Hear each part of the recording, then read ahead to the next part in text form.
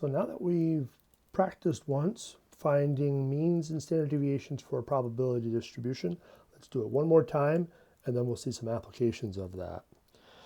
Okay, so the first thing is we got to get our table filled in, but let's read the question first. In the accompanying table, the random variable x represents the number of TVs, number of televisions in a household in the United States based on data from blah, blah, blah. Okay, so now we're talking about TVs. Previously we were talking about children, now we're talking about TVs. So let's put in our titles. So we got x times p of x, we got x squared, and then x squared times p of x. All right, so now we got to do the tedious work and fill in our table.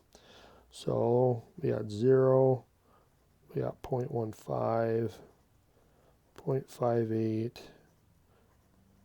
0.78, 0.64, and 0.60. All right, now we got to square all of our x's. So 0 times 0, 1 times 1, 2 times 2, 3 times 3, 4 times 4, and 5 times 5. All right, and now we got to make sure we get the right columns. So these two get multiplied to give you your answer.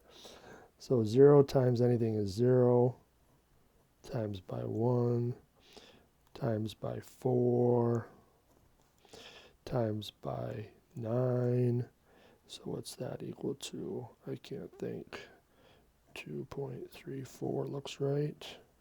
2.56, 3.00. So again, we're just multiplying the right columns together. Make sure your decimal points stick out like sore thumbs. And now we got to do the adding. So remember, the mean is equal to the sum of our x times p of x columns. So we have to add all this up. Now, I am pretty confident that it's 2.75. So again, you're just cranking that out in your calculator and you get 2.75. So 2.75, and don't forget those units of TVs. All right, so now we are going to need this last column and add that up, which I'm pretty sure it's 9.21. So that would be the sum of that one. In general, if you're not sure which columns to add up, very similar to what I said in chapter 3. If you have those frequency distributions and you got the f's and the f times x's and all that other stuff in there, only add up the columns with f. It's very similar. You add up all the columns with p, and those ones are going to be the important ones. Now, we already know what happens when you add up this column, though, right? It should be equal to 1. Now, we didn't check it. We probably should have, but we didn't check it. But this should add up to 1. Otherwise, it's not a probability distribution. So that's got to be in place. And then we have this column with the p and this column with the p. This one we don't care about. We don't need to add that one up. So, all right, let's get our standard deviation now. So we got the 9.21 minus our mean squared. Now this one I'm going to use a calculator for. So 9.21 minus 2.75 squared equals, don't forget the equals.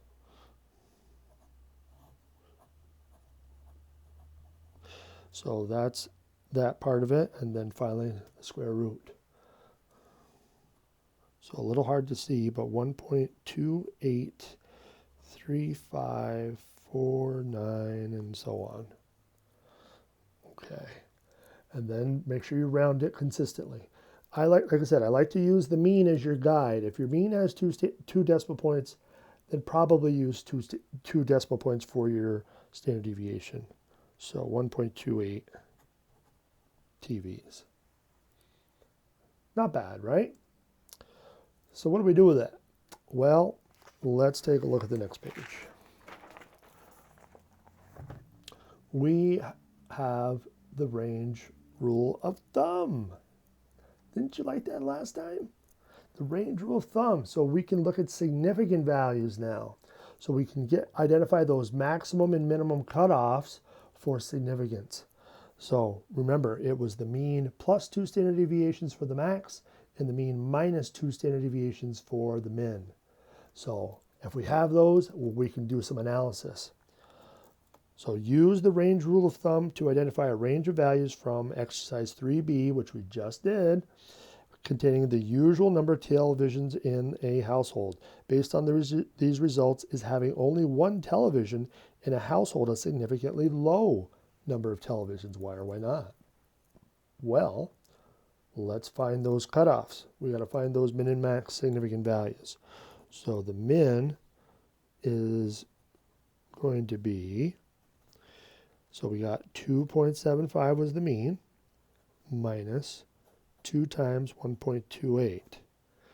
So that's going to be equal to 0.19 TVs. Again, the TVs is still part of it. So we're still talking about TVs. So don't forget the units. And then the max is going to be 2.75 plus twice the standard deviation. And so now, just so I get it right, let me go over here. So we got 2.75 plus 2 times 1.28 equals. Now in this case, it does all the math correctly. If you're doing addition and multiplication in the same line, your calculator does the order of operations. So it will do the multiplication first and then add second. So it does it all in one swoop. So 5.31 is the final answer. So now we have our cutoffs. We know that anything in between is what we would expect to happen. Anything outside of that might be on the low side, might be on the high side, but that's but that'll be evident based on what they're analyzing. So what are we analyzing? One television. How does one television fit into this scheme? Is it low, is it high, or is it neither one? Hopefully you're saying neither one. One television is between these two. And if it's between, it's not significant. So that would be our answer.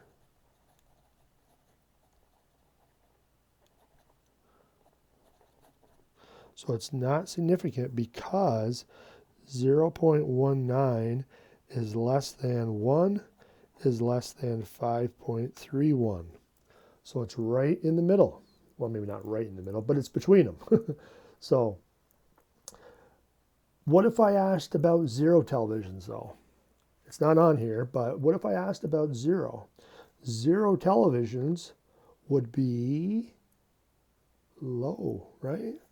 Because it's below the minimum. 0 televisions is too low. We wouldn't expect that to happen. So that's why it's significant. It's significantly low though.